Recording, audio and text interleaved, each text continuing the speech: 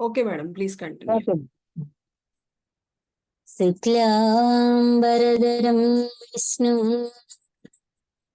శశివర్ణం చతుర్భుజం ప్రసన్నవదనం ఛాయి సర్వవిఘ్నోపశాంతయే అగజా ఆనన పద్మార్కం గజానన అనేక భక్తాల మేడం క్లియర్ గా అవుతుంది. ఏకదంత ముపస్మహే.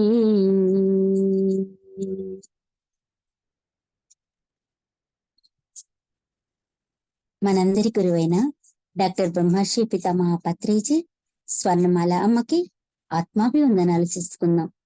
మా గురువు గారైన కేవీరావు సార్ గారికి ఆత్మాభివందనాలు చేసుకుందాం. ఇక్కడ ఈ కారుణ్య సమూహంలోని జూమ్ మీటింగ్ లో పాల్గొంటున్న దివ్యాత్మ స్వరూపులందరికీ నా ఆత్మ ప్రణామములు.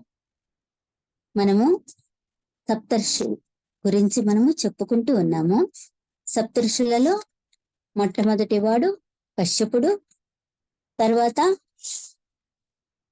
వశిష్ఠుడు, తర్వాత జమదగ్ని మహాముని, విశ్వామిత్ర మహాముని, గౌతముడు, భరద్వాజ మహాముని, అత్రి మహాముని. వీరందరూ సప్త ఋషులు. సప్త ఋషుల్లో మనం కశ్యపుడు గురించి చెప్పుకున్నాము, వశిష్ఠుడి గురించి కూడా చెప్పుకున్నాము, కానీ మధ్యలో బ్రేక్ అవుతూ ఉన్నది. ఈరోజు జమదగ్ని మహాముని గురించి చెప్పుకుందాం. జమదగ్ని మహాముని మన శరీరంలో మణిపూరక చక్రంలో ఉంటాడు. 3వ చక్రమైన మణిపూరక చక్రంలో ఉంటాడు. జమదగ్ని మహాముని గురించిన చరిత్రని మనము, ఆయన కథని మనము ఇప్పుడు తెలుసుకుందాం. జమదగ్ని మహాముని బ్రహ్మ జగత్ సృష్టి చేయదలిచి మొదట తన అవయముల నుండి సృష్టి చేసిన నవబ్రహ్మలలో ఒకడు భృగు మహర్షి. అంటే నవబ్రహ్మల్ని సృష్టి చేశాడు కదా బ్రహ్మ. ఆ నవబ్రహ్మల్లో ఒకడు భృగు మహర్షి అన్నమాట. ఆ భృగు మహర్షికి చవనుడు, శుక్రుడు అను 2 కుమారులు కలిగారు. భృగు మహర్షికి చవనుడు, శుక్రుడు అను 2 కుమారులు కలిగారు. తర్వాత శుక్రుడికి రుచికుడు అనే ఒక విజ్ఞాన సంపన్నుడైన ఋషి ఉదయించాడనమాట. ఎవరికి? భృగు మహర్షికి. భృగు మహర్షికి మనవడు అన్నమాట. ఇప్పుడు శుక్రుడుకు భృగు మహర్షి కొడుకు శుక్రుడు, చవనుడు శుక్రుడు. శుక్రుడికి రుచికుడు అను విజ్ఞాన సంపన్నుడు అయిన ఋషి ఉదయించాడనమాట. భృగు మహర్షి ఆ చెంతనే, అంటే ఇప్పుడు తాత దగ్గరికి వెళ్ళాడు. ఎవరు? రుచికుడు. భృగు మహర్షి తాత కదా. ఆ తాత దగ్గరికి వెళ్ళి వేదశాస్త్రాలన్నీ బాగా చదివి విద్యయందు పరిపూర్ణుడయ్యాడనమాట. ఆధ్యాత్మిక శక్తి ప్రభావంన ఎప్పుడు తపం చేస్తూ, ఎప్పుడూ తపస్సు చేసుకుంటూ నిరంతరము బ్రహ్మానందభరితుడు అవుతూ ఉండేవాడు ఈ రుచికుడు. ఈ రుచికుడు తర్వాత రుచిక మహర్షికి పెళ్లి చేసుకోవాలని అనిపించినప్పుడు గాదిరాజు అని ఉండేవాడు. ఆ గాదిరాజు కూతురు సత్యవతి సుగుణ సంపన్నురాలు. ఆమెను పెళ్లి చేసుకోవాలని అనుకున్నా. నాకు తగిన భార్య ఆమె, ఎందుకంటే ఆమె కూడా ఆధ్యాత్మికములో ఉన్నత స్థితిలో ఉంది కాబట్టి ఈమెతే నాకు తగువైన భార్య అని అనుకున్నాడు రుచికుడు. అంటే వీళ్ళు ఋషులు కదా, వెంటనే గాదిరాజు దగ్గరికి వెళ్ళాడు రుచిక మహర్షి వెళ్ళాడు. వెళ్ళి మీ అమ్మాయిని నాకిచ్చి పెళ్లి చేయండి అని గాదిరాజుని అడిగాడు. అప్పుడు గాదిరాజు, ఈయన మా అమ్మాయి ఆధ్యాత్మిక స్థితిలోనే ఉంది, ఈ ఋషి కూడా అలాగే ఉన్నాడు, మరి మా అమ్మాయికి ఏమైనా సంపాదించి పెట్టగలడా, తిండైనా పెట్టగలడా లేదా అని ఆలోచించాడు. రాజు కదా ఆయన. అందుకని ఒక పరీక్ష పెట్టాలి, ఆ పరీక్షలో నెగ్గితేనే ఇతనికిచ్చి పెళ్లి చేయాలి అనుకున్నాడు. నాకు కూతురికి తగువైన వాడో కాదో అని పరీక్షించాలని కూడా అనుకున్నాడు. అప్పుడు ఈ రుచిక మహర్షికి చెప్పాడు, నువ్వు 1000 గుర్రాలను తెచ్చిస్తే నా కూతుర్ని ఇచ్చి నీకు పెళ్లి చేస్తాను అని అన్నాడు. నాకు 1000 గుర్రాలను తెచ్చి ఇస్తే నీకు నా కూతుర్నిచ్చి పెళ్లి చేస్తాను అని గాదిరాజు చెప్పాడు. అప్పుడు రుచిక మహర్షి వెళ్ళాడు, దేశాటనకి వెళ్ళాడు. వెళ్ళి అక్కడంతా కూడా తన నేర్పుతో, తన చాతుర్యంతో, తన యొక్క బ్రహ్మతత్వంతో తను చక్కగా 1000 గుర్రాలని తెచ్చి గాదిరాజుకి ఇచ్చాడు. ఇవ్వగానే ఆశ్చర్యపోయాడు గాదిరాజు. ఈయన రుచిక మహర్షి కానీ ఇన్ని గుర్రాలు సంపాదించుకోరాగలిగాడు అంటే నా కూతుర్ని కూడా సంతోష పెట్టగలడు, కాబట్టి దీనికిచ్చి పెళ్లి చేయాలి అని అనుకొని ఆయన మాట ఇచ్చిన ప్రకారం గాదిరాజు ఈ రుచిక మహర్షికి తన కూతురు సత్యవతిని ఇచ్చి వివాహము చేస్తాడు. సత్యవతి అంటే ఆ సత్యవతిలోనే ఉంది ఆమె యొక్క సత్యవంతమైన సుగుణాల రాశి. కాబట్టి ఆమెని ఇచ్చి ఈ రుచిక మహర్షికి పెళ్లి చేశారు. చేసినప్పుడు ఒకసారి వివాహం అయిపోయింది, కొంతకాలం అయింది. ఒకసారి సత్యవతి తనకి ఒక కొడుకును, తమ తల్లిదండ్రులకు వంశోద్ధారకుడును లేనందున వారికి ఒక కొడుకును అనుగ్రహించమని రుచిక మహర్షిని ప్రార్థించింది. రుచిక మహర్షి కదా, ఆయన చక్కగా అన్నీ చేయగలడు, ఏదైనా చేయగలడు, ఏదైనా సృష్టించగలడు. కాబట్టి ఆయన్ని అడిగింది రుచిక మహర్షిని సత్యవతి. ఏమనంటే, నాదా, నాకు ఒక కుమారుడు కావాలి, అలాగే మా అమ్మ మా నాన్నకు కూడా వంశోద్ధారకుడు లేడు, నేను ఒక్కదాన్నే కూతుర్ని, నేనేమో మీకు భార్యనయ్యి యువతలకు వచ్చేసాను. మరి మా నాన్నగారు రాజు, ఆయనకి వంశోద్ధారకుడు ఉండాలి కదా, కాబట్టి మా నాన్న అమ్మకి ఒక వంశోద్ధారకుడిని ఇవ్వండి, నాకు ఒక పుత్రుడిని ఇవ్వండి అనని ప్రార్థించింది రుచిక మహర్షిని. అప్పుడు రుచిక మహర్షి ఒక యజ్ఞములాగా తలపెట్టి తన మంత్రాలు అందులో చొప్పించి 2 కుండలు తెచ్చి ఇస్తాడన్నమాట. ఎవరికి? సత్యవతికి 2 కుండలు ఇస్తాడు. ఆ కుండల్లో తన మంత్రాల్లో చొప్పించి దాన్ని ఒక యజ్ఞ కుండాల్లాగా చేసి వాటిని ఇస్తాడు సత్యవతికి. అప్పుడు సత్యవతికి చెప్తాడు ఏమనంటే, ఈ మొదటి కుండలోనున్న పదార్థము ఉపయోగించిన వారికి ఉత్తముడైన రాజు జన్మిస్తాడు. ఇదిగో ఇక్కడ మొదటి కుండ ఉంది కదా, ఈ మొదటి కుండలో ఉన్న పదార్థం అంటే ఉపయోగించిన వారికి, వాళ్ళు తిన్న తర్వాత వాళ్ళకి ఉత్తమమైన రాజు జన్మిస్తాడు అని చెప్పాడు. తర్వాత 2వ కుండని చూపించి ఈ 2వ కుండలోనున్న పదార్థం ఉపయోగిస్తే తపస్సంపన్నుడైన బ్రాహ్మణుడు పుడతాడు అని చెప్పి, మొదటి కుండని నీ తల్లికి ఇవ్వు, 2వ కుండలో ఉన్నది మాత్రము నువ్వు తిను అనని సత్యవతికి రుచిక మహర్షి చెప్తాడు. అప్పుడు ఆమె వింటుంది, ఆ మొదటి కుండ అక్కడే పెడుతుంది, 2వ కుండ ఈ పక్కన పెడుతుంది.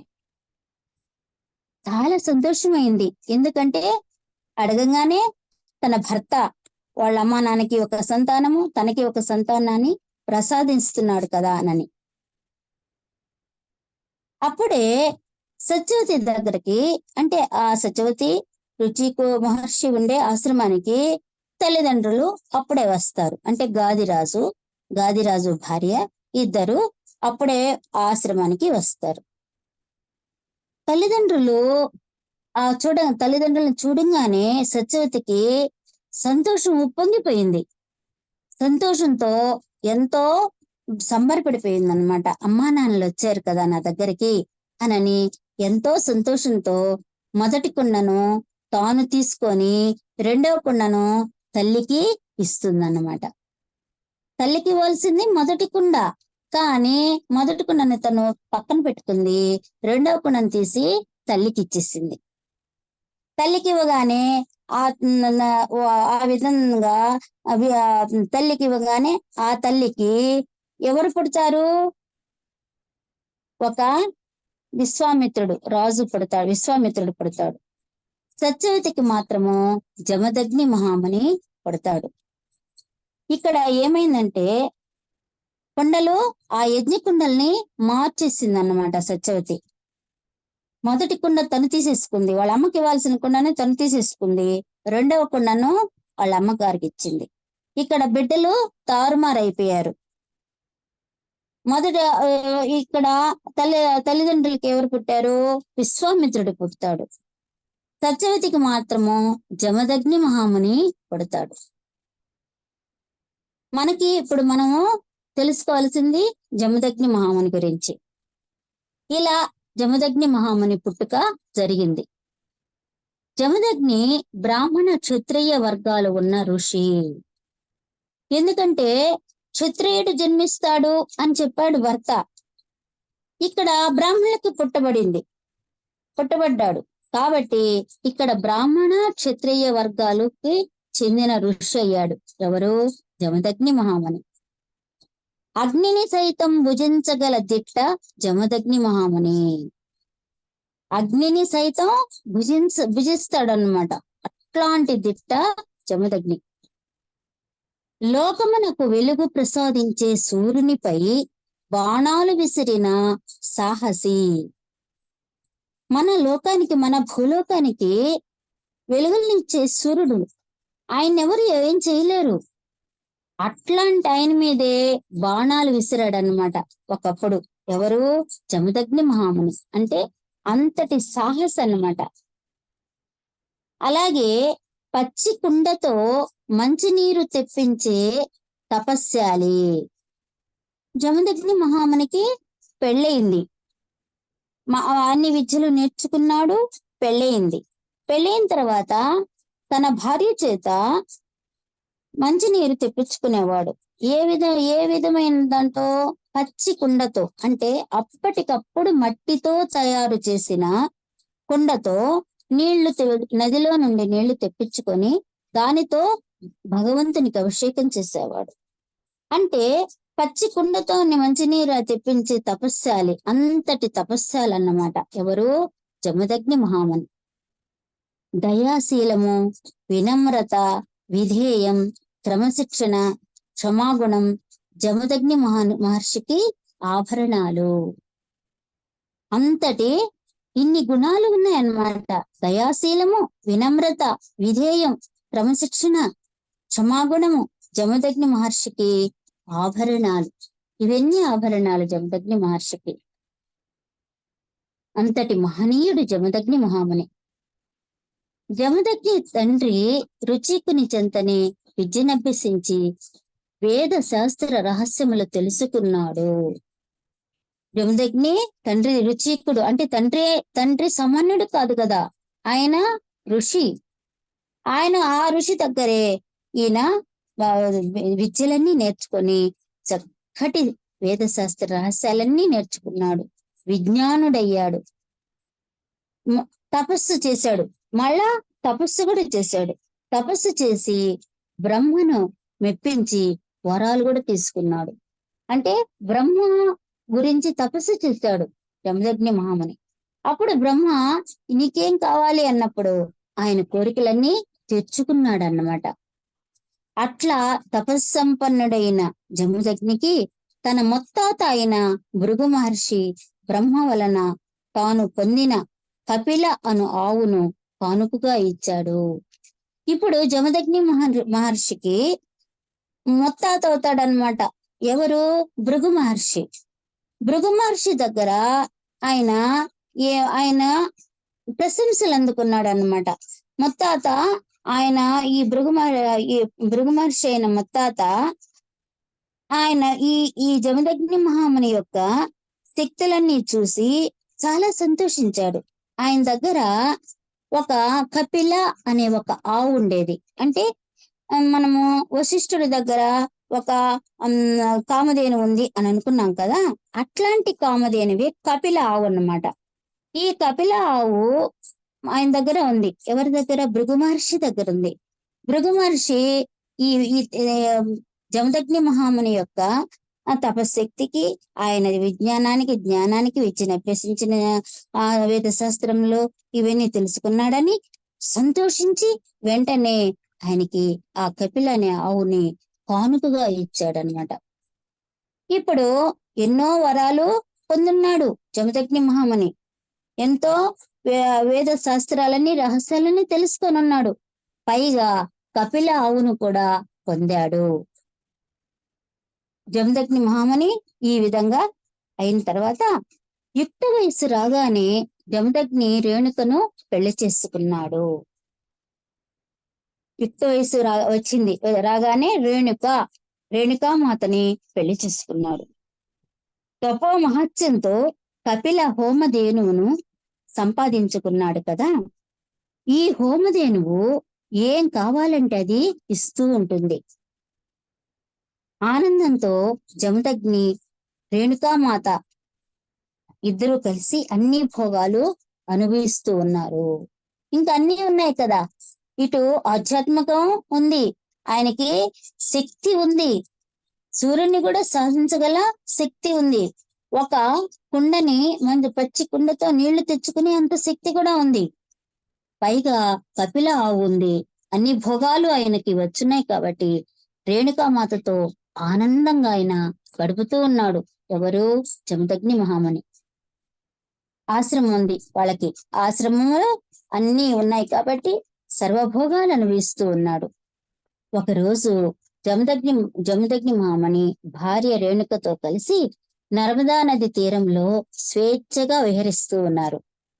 వాళ్ళని చూసిన సూర్యుడు, జమదగ్ని, నువ్వు బ్రాహ్మణుడివి, వేదకర్తవి, పరాక్రమవంతుడివి, అన్నీ తెలిసిన నువ్వు పట్టపగలు ఇలాంటి విచ్చలవిడి పని చేయవచ్చునా అని అడిగాడు. అంటే వీళ్ళు విహరిస్తూ ఉన్నారు, స్వేచ్ఛగా విహరిస్తూ ఉన్నారు.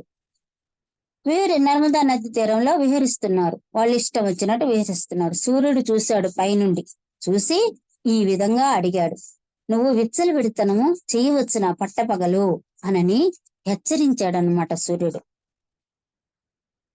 జమదగ్నికి కోపం వచ్చింది. కోపం వచ్చి సూర్యుడితో ఏమన్నాడంటే, ఓయి, నీవు నాకు చెప్తున్నావా? నేను భృగు మహర్షిని, భృగు మహర్షి యొక్క శిష్యుణ్ణి, ధర్మాధర్మాలు తెలియని వాణ్ణి కాదు. నువ్వే కాదు, బ్రహ్మ రుద్ర యాదులు కూడా నన్ను శిక్షించలేరు. నువ్వు మా కార్యానికి భంగం కలిగించావు కనుక నీవు రాహుతో మింగబడి తేజస్సు లేకుండా పోతావు పో అనని సూర్యుణ్ణి శపించాడు జమదగ్ని మహాముని. చూడండి, సూర్యుణ్ణి కూడా శపించే పరాక్రమవంతుడు జమదగ్ని ముని. ఆయన్ని విమర్శించాడని, విచ్చలవిడితనంగా ఉన్నావు నువ్వు అని సూర్యుడు ఎప్పుడైతే చెప్పాడో జమదగ్ని మహామునికి కోపం వచ్చి ఆయన్ని శపించాడు. నన్ను నువ్వు నాకు చెప్పేవాడివా? నీవు రాహువుతో, అంటే రాహు కేతువులు ఉంటారు కదా, నువ్వు రాహువుతో మింగబడి తేజస్సు లేకుండా పోతావు అని చెప్పేశాడు అని శపించాడు. అప్పుడు అది విని సూర్యుడు దిగొచ్చేసాడు అనమాట. దిగొచ్చి, అయ్యో నేను నీతో తలపడ్డానే అని పశ్చాత్తాపం పొందినట్టయి, సూర్యుడా మనం ఇద్దరం సమానమే. నువ్వు శపించి నిన్ను నేను శపించకపోతే ప్రజలు నన్ను చేతగాని వాడు అనుకుంటారు. కాబట్టి నీకు క్షత్రియుడితో అవమానం కలుగుతుంది అని చెప్పాడు. అంటే ఇప్పుడు నువ్వు రాహుతో మింగబడి తేజస్సు కోల్పోకుండా, అంటే రాహుతో మింగబడితే ఇంకా సూర్యుడు ఉదయించేదే లేదు. ఎప్పుడు సూర్యుడి వెలుగులు భూమి మీదకి రావు, తేజస్సు కోల్పోతాడు, చీకటిమయమైపోతుంది భూలోకము అంతా. అందుకని సూర్యుడు దిగి వచ్చి, నువ్వు నన్ను శపించవు, నేను నిన్ను శపించకపోతే నేను చేతగాని వాణ్ణి, నీ అంతటి శక్తి నాకు లేదు అని అందరూ అనుకుంటారు. అందుకని నిన్ను కూడా నేను శపిస్తున్నావు. నీలో ఏంది అహంకారము? నువ్వు బ్రాహ్మణుడు, అన్ని విద్యలు, అన్ని శాస్త్రాలు అన్ని నీకు తెలుసు, తెలిసిన వాడు అని విర్రవీగుతున్నావు. నేనేదో నువ్వు విచ్చలవిడితనం చేయబాకు అని పట్టపగలు అని నేను అన్నందుకు నువ్వు నన్ను ఈ విధంగా శపించావు. నిన్ను కూడా శపిస్తున్నాను, ఎందుకంటే నువ్వు బ్రాహ్మణుడు అని కదా నీకు ఇంత అహంకారం ఉంది. కాబట్టి నువ్వు కూడా ఒక క్షత్రియుడితో అవమానం జరుగుతుంది. నువ్వు ఒక క్షత్రియులంటే క్షత్రియులు ఈ మహా ఋషులతో వాళ్ళు ఏది చెప్తే అది వింటారు క్షత్రియులు. అట్లాంటి క్షత్రియుడితో నువ్వు అవమానం పొందుతావు, మరణం కూడా కలుగుతుంది అని ప్రతిశాపం పెడతాడు సూర్యుడు. జమదగ్నికి ప్రతిశాపం పెడతాడు. ఇలా వీళ్ళిద్దరూ ఇలా శాపాలు పెట్టుకుంటూ ఉన్నారు. అక్కడ వెంటనే తగ్గిపోతూ ఉంది, సూర్యుని యొక్క తేజస్సు తగ్గిపోతూ ఉంది. వెంటనే కశ్యపుడు అక్కడికి వచ్చాడు. కశ్యపుడు వచ్చి వీళ్ళ శపించుకోవడము, ఒకళ్ళకొకళ్ళు శపించుకోవడం, తిట్టుకోవడం అంతా చూసి కశ్యపుడు వెంటనే బ్రహ్మకి చెప్పాడు.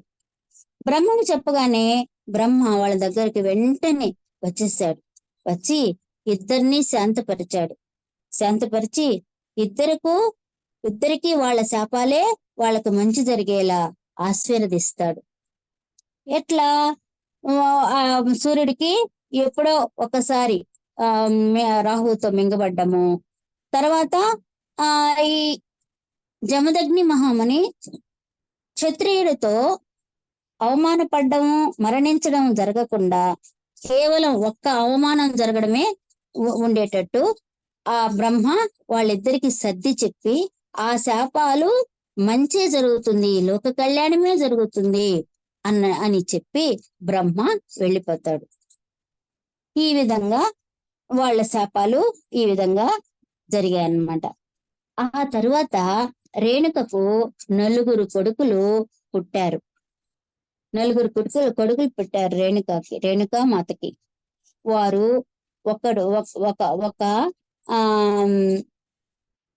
ఒక కొడుకు పేరు రమణీతుడు, ఇంకొక కొడుకు పేరు సుషేణుడు, 3వ కొడుకు వసువు, 4వ కొడుకు విశ్వావసువు. ఈ 9 కొడుకులు జన్మించారు. రేణుకాదేవి ఇంతటితో సంతోషింప పడలేదన్నమాట. 9 కొడుకులు పుట్టారు, వాళ్ళు చక్కగా విద్యలు నేర్చుకుంటూ ఉన్నారు. ఒకసారి జమదగ్ని మహాముని దగ్గరికి వచ్చి, ప్రాణేశ్వర, జగన్నాథుడైన నారాయణుడు నా గర్భాన పుట్టాలి, ఆయన నా గర్భాన జన్మించేటట్లు నేను తపస్సు చేస్తాను, మీరు నా యందు దయతలచి నారాయణాత్మకమైన మంత్రాన్ని ఒకటి ఉపదేశించండి అని ప్రార్థించిందనమాట. ఆమె, నేను తపస్సు చేస్తాను నాదా, ఒక నారాయణ మంత్రాన్ని నాకు ఇవ్వు, ఆ మంత్రంతో నేను నారాయణని నేను ఆయన దయని పొంది ఒక నారాయణాత్మకమైన పుత్రునికి నేను జన్మనివ్వాలి అని చెప్పి ప్రార్థించింది. అప్పుడు జమదగ్ని మహాముని చాలా సంతోషించి, కళ్యాణి, నీ ఆలోచన నీ ఆశయము చాలా సంతోషకరమైనది. ఏ కార్యమైనను దీక్ష వహించి అనుష్ఠించినచో సఫలము సఫలము మనకి కాకపోదు. నీవు నిష్కల్మషమైన ప్రవర్తన కలిగిన దానవు కాబట్టి నీకు నేను ఉపదేశించిన మంత్రాన్ని జపింపుము అని భార్యకు మంత్రోపదేశము చేశాడు. భార్య ఆలోచనని తను ఎంతో మెచ్చుకున్నాడు, సంతోషించాడు, ఆమెను మెచ్చుకొని నువ్వు నిష్కల్మషమైన దానివి కాబట్టి నీకు నేను ఉపదేశిస్తాను మంత్రం అని నారాయణ మంత్రాన్ని ఉపదేశించి భార్యకు చేసుకో అలాగే అని చెప్పడం జరిగింది అన్నమాట సంతోషంగా. తర్వాత సుగుణవతి అయిన భార్య అత్యంత కార్యం కొరకు ప్రయత్నిస్తుంటే తాను సహాయపడుట ఉత్తమ ధర్మము అని తలచి తాను తపస్సు ప్రారంభించాడు. ఆమె ఏం చేస్తుంది? రేణుకామాత చక్కగా ఆ మంత్రాన్ని తీసుకుంది, భర్త దగ్గర ఒక దగ్గర కూర్చుంది, ఆ మంత్రాన్ని జపిస్తూ తపస్సులో కూర్చుంది. ఆమె భార్య ఒక ధర్మ కార్యం చేస్తూ ఉంది. ఆమె అలా తపస్సులో కూర్చుంటే నేను భర్తని నేను కూడా చేయాలి కదా అన్న ఉద్దేశంతో తను కూడా తపస్సు ప్రారంభించాడు జమదగ్ని మహాముని. ఓ అనాది పురుష, అశ్రిత రక్షణ బిరుదాంకితమైన ఓ స్వామి, మా ప్రార్థన లాలించి మాకు పుత్రుడివై జన్మించు అని కోరగా విష్ణు ఆ దంపతులు అత్యంత అభిలాషకు ఆనందించి మా కుమారుడివనై మీ కుమారుణ్ణి నేను జన్మించి మీకు ఆనందం ఇస్తాను అని చెప్పాడు. వీళ్ళిద్దరు తపస్సులో మమ్మనికి ఇలా అడిగాడనమాట, మీరు మా ప్రార్థన లాలించి మాకు పుత్రుడై జన్మించండి నారాయణ అనని నారాయణ్ణి కోరినప్పుడు నారాయణుడు ప్రత్యక్షం అయ్యి తప్పకుండా మీ కుమారుని జన్మించి మీకు ఆనందం కలిగిస్తాను అని శ్రీమన్నారాయణుడు వాళ్ళకి వరమిచ్చి అదృశ్యమవుతాడు. తర్వాత అనతి కాలంలోనే ఆమెకు గర్భము వస్తుంది. ఆ గర్భము వచ్చి కొంతకాలం తర్వాత విష్ణువు వారికి కుమారుడిగా జన్మిస్తాడు. అట్టి సమయాన దివ్యులు పుష్పవర్షాలు కురిపించారు. అంటే వాళ్ళకి తెలుసు కదా శ్రీమన్నారాయణుడు రేణుకా మాత గర్భాన పుట్టారు అని చెప్పి. వెంటనే దివ్యులు దేవతలందరూ కూడా పుష్పవర్షాలు కురిపించారు. ఆ కుమారసింహునికి రాముడు అని నామకరణము చేశారు. తండ్రి వద్దే ఆ రాముడు కూడా విద్యాబుద్ధులు నేర్చుకుని వేద పండితుడయ్యాడు. ఆయన్నే మనము రాముడు అని వాళ్ళు పేరు పెట్టుకున్నారు.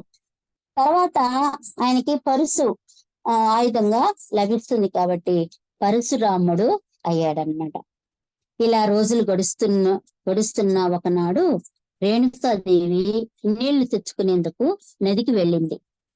అక్కడ చిత్రరథుడనే రాజు భార్యతో కలిసి స్నానం చేస్తుండగా ఆ దృశ్యాన్ని ఆనందంగా చూసింది రేణుకాదేవి. ఆ నీళ్లు తేవడానికి పచ్చి కుండను తీసుకొని వెళ్ళింది. వెళ్ళి ఆ నీళ్లు తీసుకురావాలి, నీళ్లు ముంచాలి అనేసరికి అక్కడ చిత్రరథుడు అనే ఒక రాజు భార్యలతో జలకాలాడుతూ ఉన్నాడు. అది చూసి వెంటనే ఈమె మురిసిపోయింది. ఆ సమయంలో ఆమె చేతిలో ఉన్న కుండ కింద పడి పగిలింది. వెంటనే ఆమె ఆ మైమర్పులో ఆ చేతిలో కుండ కింద పడేది కూడా కింద పడి అది పగిలిపోయింది అనమాట. సరే పగిలింది కదా అని ఆమె ఎప్పుడైనా కుండ పగిలిపోతే ఇసుగు తీసి అనుకోగానే కుండ తయారవుతుంది. కానీ పరపురుషుణ్ణి చూడడం వల్ల పాతివ్రత్య భంగం కలిగి కుండగా రాలేదు. ఆమె ఎప్పుడైనా ఒకవేళ కుండ పగిలింది అనుకోండి, వెంటనే ఆ ఇసుగు తీసి కుండలాగా చేసి కుండలో చేయగానే కుండలాగా అయిపోతుంది. అందులో నీళ్లు తీసుకొని పోతూ ఉంటుంది. కానీ ఇక్కడ ఏం జరిగింది, ఆమె ఆ దృశ్యం అనేది చూసి ఆమె చూడడం వల్ల పరపురుషుణ్ణి చూసి చూడడం వల్ల ఆమె వెంటనే పాతివృత్యభంగం కలిగి అక్కడ కుండ రాలేదు. చేయబోతే కుండ రాల. కుండ లేకుండా వస్తున్న రేణుకను చూసి జమదగ్ని జరిగింది తెలుసుకొని పిల్లల్ని పిలిచాడు. ఆమె నీటి కోసం చూస్తున్నాడు. అభిషేకానికి నీళ్లు తేవాలి రేణుక. చాలా ఆలస్యం అయిపోయింది. ఇంకా రాలేదని ఎదురు చూస్తున్నాడు. వచ్చింది, కానీ చేతిలో కుండ లేదు, కుండలో నీళ్లు లేవు. వెంటనే దివ్య దృష్టితో చూశాడు. ఎవరు? జమదగ్ని మామ. చూడంగానే అర్థమైపోయింది, భార్య చేసిన పనికి పరపురుషుణ్ణి అంతా మనసు పెట్టి ఆ విధంగా చూడడం ఏంటి, ఆ విధంగా తను కోల్పోవడం ఏంటి అనని విపరీతమైన కోపం వచ్చింది జమదగ్ని మహామునికి. తన నలుగురు పిల్లల్ని పిలిచాడు. మొట్టమొదటి నలుగురు పిల్లలు పుట్టినాడు కదా, ఆ నలుగురు పిల్లల్ని పిలిచాడు. పిలిచి మొదటి అబ్బాయిని నువ్వు మీ అమ్మని చంపేయి అనని చెప్పాడు. ఆ అబ్బాయి నేనెలా చంపగలను నా తల్లిని అనని, నేను చంపలేను నాన్నగారు అని చెప్పి పక్కకు తప్పుకున్నాడు. రెండవ బిడ్డకు చెప్పాడు. రెండవ బిడ్డ కూడా నేను చంపలేను, నా తల్లిని నేను చంపలేను అనని పక్కకు తప్పుకున్నాడు. మూడవ బిడ్డను పిలిచాడు. ఆ బిడ్డ కూడా అలాగే చెప్పాడు. నాలుగవ బిడ్డను పిలిచాడు. ఆ బిడ్డ కూడా అలాగే చెప్పాడు. చాలా కోపం వచ్చేసింది జమదగ్ని మహామునికి. నలుగురు బిడ్డలు మేము చంపలేము అని చెప్పారు. తల్లిని ఎవరైనా చంపగలరా? చంపలేరు. కానీ ఆ విధంగా వాళ్ళు వెళ్ళిపోయినందువల్ల జమదగ్ని మహామునికి చాలా కోపం వచ్చింది. అప్పుడు జమదగ్ని మహాముని పరశురాముడు లాస్ట్ వాడు కదా, పరశురాముడిని పిలిచాడు. పరశురాముడు వచ్చాడు. పరశురామ, మీ అమ్మని చంపు అని అన్నాడు. అప్పుడు వెంటనే పరశురాముడికి చెప్పగానే వెంటనే పరశురాముడు గొడ్డలితో తల్లి రేణుకాదేవిని దేవిని మళ్ళా సైగ చేశాడు. వాళ్ళని కూడా చంపేసేయి, వాళ్ళు నా మాట వినలేదు, వాళ్ళని కూడా చంపేసేయి అని చెప్పగానే నలుగురు అన్నల్ని కూడా చంపేశాడు. చూడండి, నలుగురు అన్నల్ని చంపాడు. ఎందుకంటే తండ్రి ఆజ్ఞని పరిపాలించాడు అన్నమాట. అక్కడ పరశురాముడు తల్లిని చంపాడు, నలుగురు అన్నల్ని కూడా చంపివేసేసాడు. పరశురాముని విధేయతకు మెచ్చుకుని నీకు ఏం వరం కావాలి కోరుకోమన్నాడు జమదగ్ని మహాముని. ఎప్పుడైతే తల్లిని నలుగురు బిడ్డల్ని అక్కడ చంపబడ్డారో అప్పుడు శాంతించాడు జమదగ్ని మహాముని. కోపము పూర్తిగా తగ్గిపోయి నా మాటని పరిపాలించాడు కదా నా బిడ్డ పరశురాముడు అనని ఆయనకి వెంటనే కోపం అంతా పోయి, నువ్వు నా మాటని నిలిపావు, నేను చెప్పినట్టు చేశావు కాబట్టి నీకేం వరం కావాలో కోరుకో నాయనా అని పరశురాముణ్ణి అడిగాడు. అప్పుడు పరశురాముడు, నాన్నగారు నాకు ఇంకేం వరం కావాలి నాన్నగారు, నా తల్లిని బ్రతికించండి, నాతో సమానమైన నా సోదరులను బ్రతికించండి, నాకంతకంటే ఇంకే వరాలు వద్దు నాన్నగారు అనని పరశురాముడు చెప్పాడు. చెప్పగానే వెంటనే జమదగ్ని మహాముని అంతటి వాడు కాబట్టి జమదగ్ని మహాముని సంతోషించి వాళ్ళందరికీ కూడా ఆయుష్ పోసి అందరినీ బ్రతికించాడు. రేణుకామాతను నలుగురు కొడుకులను బ్రతికించుకున్నాడు. అయితే ఇక్కడ పరశురాముడు తండ్రి యందు భక్తి మరియు జమదగ్ని యొక్క శక్తి దీని వలన లోకమునకు చాటిది. ఇక్కడ మనకి ఏమైంది, పరశురాముని యొక్క తండ్రి చెప్పాడు చేయాలి అంతే అననే భక్తి, తండ్రి యందు భక్తి ఇక్కడ నిరూపింపబడింది. పైగా జమదగ్ని యొక్క శక్తి, వాళ్ళందరినీ బ్రతికించగలిగాడు జమదగ్ని మహాముని. కాబట్టి ఆయన యొక్క శక్తి లోకానికి చాటింపబడింది అన్నమాట. వాళ్ళిద్దరి శక్తి భక్తి మనకి దీని వల్ల తెలియబడింది. ఒకనాడు జమదగ్ని మహాముని అడవికి పోయాడు. తపస్సు చేసుకొని కాసేపు అక్కడ అడవిలో ఒక చెట్టు కింద కాసేపు తపస్సు చేసుకొని వస్తూ ఉండగా నీరసంతో కృషించిన కార్త వీర్యార్జునులను చూసి, అక్కడ కార్త వీర్యార్జునులు చాలా నీరసంగా అక్కడ నిలబడుకొని కూర్చొని ఉన్నారు. చాలా నీరసంగా ఉన్నారు వాళ్ళు. వాళ్ళని చూశాడు ఎవరో జమదగ్ని మహాముని. చూసి, నీ పరివారము నా ఆశ్రమానికి వచ్చి నా ఆతిథ్యమును స్వీకరింపండి అని పలికాడు. వాళ్ళ నీరసం చూసి గ్రహించేశాడు కదా. వాళ్ళు ఎప్పటి నుంచో 4 రోజుల 3 రోజుల్లో 4 రోజుల నుంచి అడవిలో తిరుగుతా ఉన్నారు వేట కోసం. బాగా అలసిపోయి ఉన్నారు. వాళ్ళని చూసి వాళ్ళని తన ఆశ్రమానికి రమ్మన్నాడు జమదగ్ని మహాముని. మీకు మా యొక్క శ్రమ కలుగుతుందేమో సంశయించుచున్నాను అని కార్త వీర్యార్జునుడు పలికెను. కార్త వీర్యార్జునుడు రాజు అన్నమాట. ఆయన పరివారము తీసుకొని వేటకు వచ్చాడు కదా. ఇదేంటి ఈ మహర్షి చూస్తే ఏమో మహర్షినా, ఈ మహర్షి మమ్మల్ని వారి ఆశ్రమానికి రమ్మంటున్నారేంటి? ఆశ్రమం అంటే ఏముంది, ఏదో ఉన్నది తింటూ వండుకొని తింటూ అలా ఉంటారు. వాళ్ళకేం దొరకవు కదా ఆశ్రమంలో, ఈ అడవుల్లో. అట్లాంటిది ఇంతమందికి నా పరివారం అంటే చాలా మంది ఉన్నారు. నేను ఇంతమందికి వాళ్ళు ఎలా వాళ్ళు ఏదైనా ఆతిథ్యం ఇవ్వగలరు అనని సంశయించి అదే మాట జమదగ్ని మహామునితో అన్నాడు.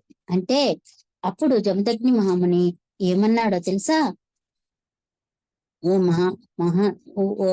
మహారాజా కార్తికేయ, నా ఆశ్రమంలో హోమధేనువు ఉంది, అంటే కపిల అనే హోమధేనువు ఉంది. మీకు సకల మర్యాదలు చేస్తుంది, మీరు సందేహించకండి అని చెప్పాడు. అప్పుడు రాజు పరివారము అందరూ ఆశ్రమానికి వచ్చారు. వాళ్ళంతా ఇంకా సేదతీరి కపిలావు ఆహార పదార్థాలు ఏమైతే ఎన్నో రకాల ఆహార పదార్థాలు, విందు భోజనాలు అవన్నీ ఇచ్చింది. కపిలావు ఇవ్వగానే అవన్నీ వీళ్ళందరూ వడ్డించుకొని చక్కగా తిన్నారు. అందరికీ శక్తి వచ్చింది. అంతకుముందు నీరసంగా ఉన్నారు కదా, ఇప్పుడు వాళ్ళకి శక్తి వచ్చింది. అప్పుడు ఆలోచించారు. శక్తి వచ్చేసిన తర్వాత అప్పుడు ఆలోచించారు, ఇంత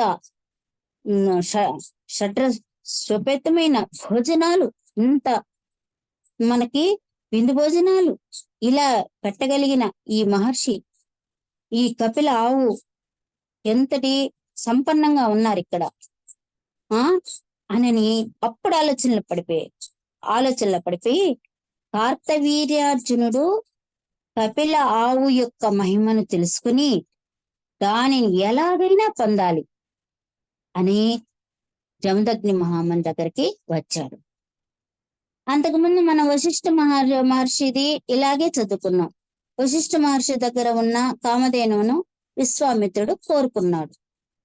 అలాగే ఇక్కడ కూడా అదే జరుగుతుంది. ఈయనకి కపిల ఆవు ఉంది కాబట్టి ఈ కార్తవీర్యార్జునుడు జమదగ్ని మహాముని దగ్గరకు వచ్చి, జమదగ్ని మహాముని, మీరు తాపస్సులై ఉన్నారు. ఆ ఆవు ఎందుకు మీకు? మేము రాజులము, మా రాజుల దగ్గర అది ఉంటే మేలు జరుగుతుంది, కాబట్టి దానిని నాకిచ్చేయి అని చెప్పాడు. ఆ కపిల ఆవుని నాకిచ్చి, రాజుల దగ్గరే ఉండాలి ఇలాంటి ఆవులు, నీ దగ్గర ఎందుకు? నువ్వు చూస్తే తపస్సు చేసుకునేవాడివి, నీకెందుకు ఈ ఆవు అనని అన్నాడు. అప్పుడు జమదగ్ని మహాముని ఏం చెప్పాడంటే, రాజా, మా ఆశ్రమాన నిరంతరము మాకు కోరికలను తీరుస్తూ కామధేనువును నీవు యాచింపరాదు. అంటే మాకు ఎప్పుడు చూసినా కోరికలను తీరుస్తూ ఉంటుంది కామధేను. ఇట్లాంటి ఆవును నువ్వు కొరడం ఉచితం కాదు, నువ్వు అసలు అడగకూడదు, యాచింపరాదు అనని మంచి మాటలో జమదగ్ని మహాముని చెప్పాడు. నువ్వు యాచింపరాదు, నేను ఇవ్వరాదు, రాజుకు నేను దానం ఇవ్వడం సరికాదు కదా అని అన్నాడు. ఎప్పుడో రాజులు మహర్షుల్ని ఋషుల్ని వాళ్ళు పోషిస్తూ ఉంటారు. రాజులు ఋషులు వాళ్ళకి దానం ఇవ్వరు. ఋషులకి రాజులు దానం ఇస్తుంటారు. కాబట్టి అదే చెప్పాడన్నమాట ఇక్కడ. ఇటువంటి అపసవ్య కోరికలు కోరవద్దు, ఇట్లాంటివి వద్దు అనని కార్తికేయుడికి చెప్పాడు. కార్తవీర్యార్జునుడికి చెప్పాడు. కార్తవీర్యార్జునుడు ఆ మాటలు రుచించలా. ఆయనకి రుచించక ఏమి నువ్వు ఇంకా మళ్ళీ తిరిగి జవాబు ఏం చెప్పకుండా వెంటనే మూర్ఖంతో ఆ ఆవుని వెంటనే వెళ్ళిపోయాడు. ఆవు దగ్గరికి వెళ్ళిపోయాడు. ఆవుని బలవంతంగా లాక్కొని పోతున్నాడు. ఆ బలవంతంగా లాక్కొని ఉన్నప్పుడు ఆ ఆవు నుండి వెంటనే ఈ ఆవు నుండి కూడా సైనికులు వచ్చారు. సైనికులు వచ్చి కార్తవీర్యార్జునిపై పడి ఆ సైనికులందరూ బాణాలు విసిరి చక్కగా వెంటనే యుద్ధం చేశారు. ఆ బాణాల తాకిడికి కార్తవీర్యార్జునుడు పలాయనం చిత్తగించాడు. అందరూ ఓడిపోయారు. అందరు కింద పడిపోయారు. కింద పడిన వాళ్ళు మళ్ళా తేరుకొని పారిపోయారు. ఇలా పారిపోయారు. అయితే అక్కడ కార్తవీర్యార్జునుడు మాత్రము పడి పడక అట్లా ఉన్నాడు. వెంటనే జమదగ్ని మహాముని ఆయన దగ్గరికి వెళ్ళి కార్తవీర్యార్జునుడిని తన ఒడిలో ఇలా పడుకోబెట్టుకొని, ఈయనకేందో స్పృహ తప్పిపోతున్నట్టున్నాడు, ఈ కార్తవీర్యార్జునుడు రాజు ఈయన అనని చాలా దయతో కరుణారసం మునిగిపోయిందన్నమాట. ఆయనకి కరుణారసంలో మునిగిపోయాడు జమదగ్ని మహాముని. అక్కట రాజహంతకుడు నైతిని, నేను ఈయనేందో దురదపి పడ్డాడు, నా ఒళ్ళో పెట్టుకున్న ఆయన ఉత్తరీయంతో అలాగా విసురుతూ ఉన్నాడు అన్నమాట. విసురుతూ తన కమండలంలోని నీళ్లు ఆయన మీద చల్లి ఉత్తరీయంతో విసురుతూ ఉన్నాడు. రాజుగాన మరణిస్తే నేను రాజు అంతకున్నైపోతాను, రాజు బ్రతకాలి, ఈ రాజు బ్రతకాలి అనని ఆయన్ని ఎంతో సేద తీరుస్తూ ఆయనకి సేవలు చేస్తూ ఉన్నాడు. ఎవరు? జమదగ్ని మహాముని కార్తవీర్యార్జునుడికి. అప్పుడు కాసేపటికి కార్తవీర్యార్జునుడు ఒక నిట్టూర్పు విడిచి మెల్లగా లేచాడు. లేచి అంతా గమనించాడు. తనకెవరు సపర్యలు చేస్తున్నారు ఇక్కడ? జమదగ్ని మహామునే తనకి సపర్యలు చేస్తున్నాడు. జమదగ్నిని కాదని ఆవును పోబోయాడు. అయితే ఆవు నుంచి సైనికులు వచ్చి తన సైనికులందరినీ పారిపోయేటట్టు చేశారు. కానీ తను నిలబడిపోయాడు. కానీ తనకి ఎవరు చేస్తున్నారు? జమదగ్ని మహామునే సపర్యలు చేస్తున్నాడు. పశ్చాత్తాపం పొందాడు. ఎవరు? కార్తవీర్యార్జునుడు. ఆయన చేయుచున్న సేవలకి పశ్చాత్తాపడి ఆయన కరుణా స్వభావాన్ని ఆశ్చర్యపడి అంటూ ఆశ్చర్యపడ్డాడు. ఇంకా కృతజ్ఞత అనేది ఏమి లేకుండా వెంటనే కళ్ళు తెరిచాడు. అప్పుడు చెప్పాడనమాట జమదగ్ని మహాముని, అహంకారం ఇప్పటికైనా విసర్జింపము. జయాపజయాలు పురుష కోటికి స్వభావములు. జయమునకు సంతోషపడి అపజయమునకు విచారించుట మూర్ఖుల మతములు. నీవు వసుంధరా రమణుడు మా బోటి తాపస్సుల అభిమతములు తీర్చుట, మాకంతరాయం కలగకుండా సంరక్షించుట రాజధర్మం కదా. ధర్మపరులకు దయ, క్షమ, శాంతి, పరహిత బుద్ధి అవసరం. కావున నీవు భయంకరమైన శత్రు రూపమైన క్రోధ దేవతను దూరము పారద్రోలము. నువ్వు అవన్నీ కూడా పారద్రోలు. శత్రు రూపమైన క్రోధ దేవతను దూరంగా పారద్రోలము.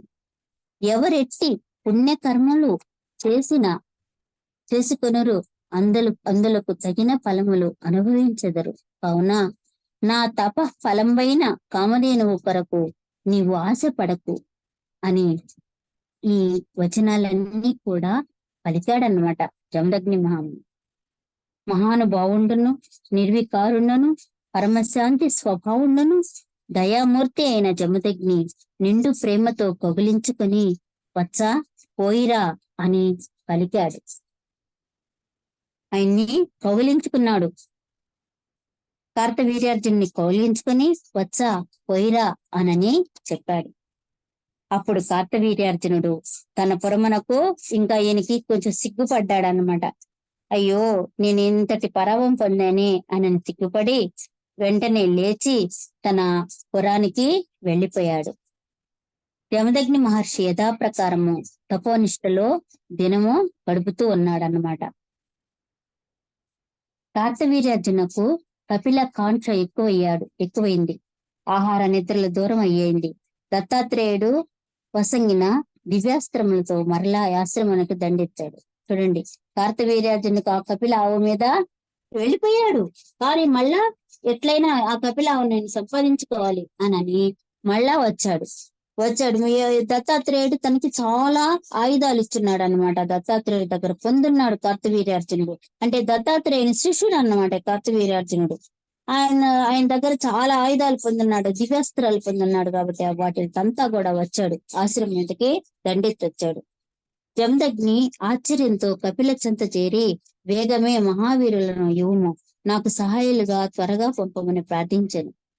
వెంటనే జమదగ్ని ఆశ్చర్యపోయాడు. ఎందుకంటే ఆయన్ని ఎంతో ఆదరించి ప్రేమతో పంపించేశాడు అంతకుముందు. మళ్ళా క్రోధంతో మళ్ళా వచ్చాడు కదా, ఆశ్చర్యపోయాడు జమదగ్ని మాని. వెంటనే ఈ గోవు కపిలావుని చేరి నువ్వు నాకు చాలా మంది సైనికులు ఇవ్వు, నేను జమదగ్ని కార్తవీర్యార్జున్ని ఎదుర్కోవాలి అని చెప్పాడు. రాజు విషయమై నీవు కరుణాధానమునకు నీకే ఉపద్రవం మంచుకొచ్చినది అని తన యందు మహాయోధులను పుట్టించింది.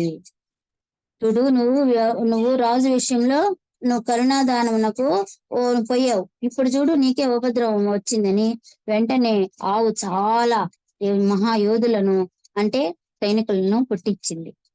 జమదగ్నియు మహా పాలయుక్తమైన ఆగ్నేయాస్త్రమును, వారుణాస్త్రమును, మారుతాస్త్రమును, గాంధర్వాస్త్రమును, నాగాస్త్రమును, గరుడాస్త్రమును, శతవాను ప్రభంపైన మహేశ్వరాస్త్రమును, త్రిలోక వాక్యంపైన వైష్ణవాస్త్రముచే నివారించి నారాయణాస్త్రమును కూడా ప్రయోగించను.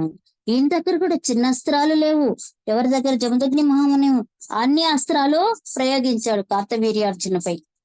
నారాయణాస్త్రము చేత నిండిన జ్వాలలతో అంతయు వచ్చుచుండెను.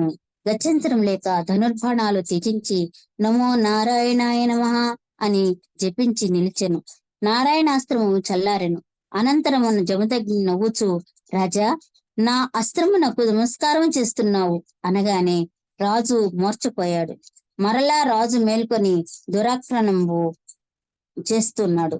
శక్తిని జమదగ్నిపై అనే శక్తి అనే ఆయుధాన్ని జమదగ్నిపై ప్రయోగించాడు. ఎవరు? కార్తవీర్యార్జునుడు. అంతటా బ్రహ్మ వచ్చి వారిరువురి సమాధాన్ని పరిచి యుద్ధం ఆపమని ఎవరి ఆశ్రమాలకు వారిని వెళ్ళిపోమన్నాడు. బ్రహ్మ వచ్చేసరికి వీళ్ళ యుద్ధం ఎలా ఉంది? సమానంగా ఉంది. సమానంగా ఉండేసరికి బ్రహ్మ వచ్చి దిగి, ఇది సబబు కాదు, మీరు సమానంగా ఉన్న వాళ్ళు, మీరు ఇలా చేసుకోవడం మంచిది కాదని వాళ్ళ యుద్ధాన్ని నివారించి బ్రహ్మ వెళ్ళిపోయారు. మరలా వచ్చాడు. చూడండి, 2 సార్లు వచ్చాడు కదా, 2 సార్లు అయింది కదా. మరలా వచ్చాడు కార్తవీర్యార్జునుడు. క్రోధంతో వచ్చాడు. క్రోధంతో వచ్చి అనేక కోట్ల సైన్యంతో జమదగ్ని మీద దండెత్తాడు. జమదగ్ని అంత పరివారంతో రావడము అట్లా చేసేసరికి, ఉన్నట్టుండి ఇలా జరిగేసరికి జమదగ్ని మహాముని మూర్చి పడిపోయాడు. ఇట్లు కొంతసేపటికి జమదగ్ని లేచి జమదగ్నిని లేచి అప్పుడు భార్య ఆమె ఏడుస్తూ ఉందన్నమాట. ఏడుస్తూ ఉంటే ఏం కాలేదులే, నాకు బాగుంది అని చెప్పి రేణుకామాతని ఓదారుస్తాడు. తర్వాత పరశురాముడు వచ్చి జరిగింది తెలుసుకుంటాడు. అంటే ఆ సమయంలో, ఈ యుద్ధ సమయంలో పరశురాముడు అక్కడ లేడనమాట. పరశురాముడు లేకపోయేసరికి ఈ యుద్ధం అంతా జరుగుతూ ఉంది. తర్వాత పరశురాముడు వస్తాడు, ఇదంతా తెలుసుకుంటాడు. తండ్రి మూర్చపోయింది కూడా తెలుసుకుంటాడు. నా తండ్రి శక్తివంతుడు, నా శక్తివంతుడైన తండ్రిని ఈ విధంగా చేశారా అని చాలా కోపం వచ్చింది పరశురాముడికి. తండ్రి ఆ అనుజ్ఞ తీసుకుని తన గండ్ర గొడ్డలిచే ఆ రాజును 1000 తలల శిరస్సును ఖండించి వచ్చి జరిగినది చెప్పాడు. అంటే వెంటనే ఈ విషయాలంతా తెలుసుకుని, ఇన్నిసార్లు దండే తెచ్చాడు ఆశ్రమానికి అని చెప్పి తెలుసుకొని గొడ్డలు తీసుకున్నాడు. ఎవరు? పరశురాముడు. తీసుకొని, నాన్న నన్ను దీవించు, వెళ్తున్నాను. ఆ కార్తవీర్యార్జునుడు 1000 తలలు అనమాట ఆయనకి. 1000 తలలు 1000 చేతులు నేను సంహరిస్తాను అని చెప్పేసి వెళ్ళిపోయాడు. వెళ్ళి ఆయన్ని 1000 తలల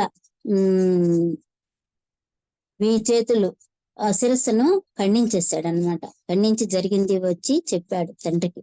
నాన్న చంపేశా, ఆ రాజుని చంపేశాను, ఎన్నిసార్లు వస్తాడా మన ఆశ్రమానికి అనని చెప్పి ఈ విషయం చెప్పేసరికి అందులకు జమదగ్ని చాలా కోపగిస్తాడు.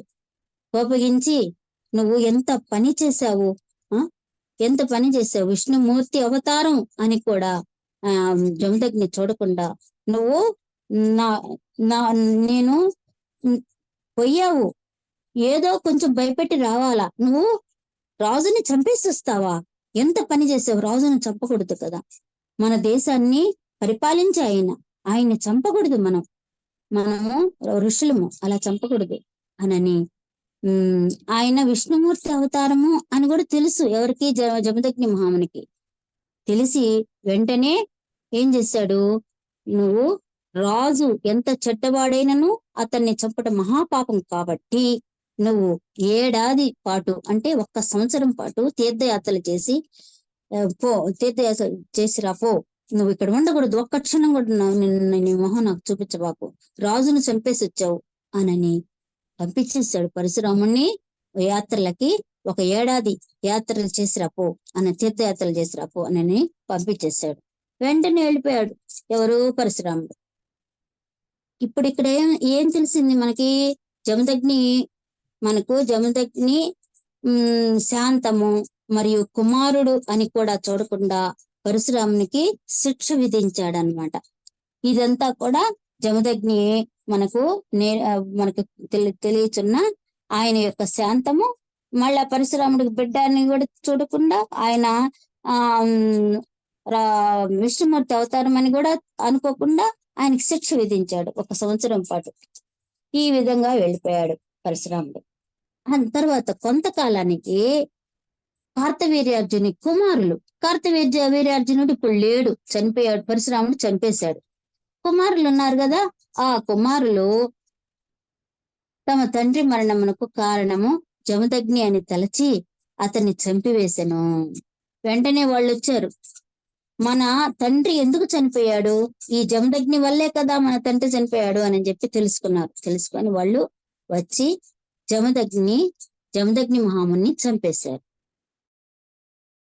అప్పుడు ఉన్నట్టుండి వచ్చి ఈ విధంగా చేసేసరికి రేణుకాదేవి చాలా విలిపించి భర్తపై పడి పరశురామా పరశురామా పరశురామా పరశురామా అని 21 సార్లు పిలిచింది. 21 సార్లు పిలిస్తే అప్పుడు అక్కడ తీర్థయాత్రలో ఉన్నాడు పరశురాముడు. అక్కడ వినిపించేసింది పరశురాముడికి తల్లి యొక్క ఆక్రందన అక్కడ వినిపించేసింది. వెంటనే నన్ను ఎందుకు అమ్మ అలా పిలుస్తుంది, వెంటనే వెళ్ళిపోవాలి నేనని చెప్పి పరుగులు తీశాడు. వెనక్కి వచ్చేసాడు పరశురాముడు, తిరిగి వచ్చేసాడు.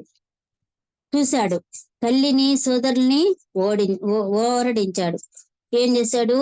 తల్లిని, అమ్మా నువ్వు ఏడవద్దు, నువ్వు చాలా ఓర్చుకొని ఉండాలి, ఇప్పుడు అలా ఉండు, సోదరులు ఏడుస్తున్నారు, వాళ్ళని కూడా ఓరడించాడు. 21 సార్లు తల్లి పిలిచింది. ఆయన తీర్థయాత్రలో ఉన్నప్పుడు 21 సార్లు పిలిచింది, వెంటనే వచ్చేసాడు. 21 సార్లు తల్లి అలా పిలిచింది కాబట్టి కార్తవీర్యుల కుమారులనే కాక క్షత్రియులందరినీ 21 సార్లు దండయాత్ర చేసి సంహరించి ఆ రక్తముతో తండ్రికి తర్పణము చేశాడు.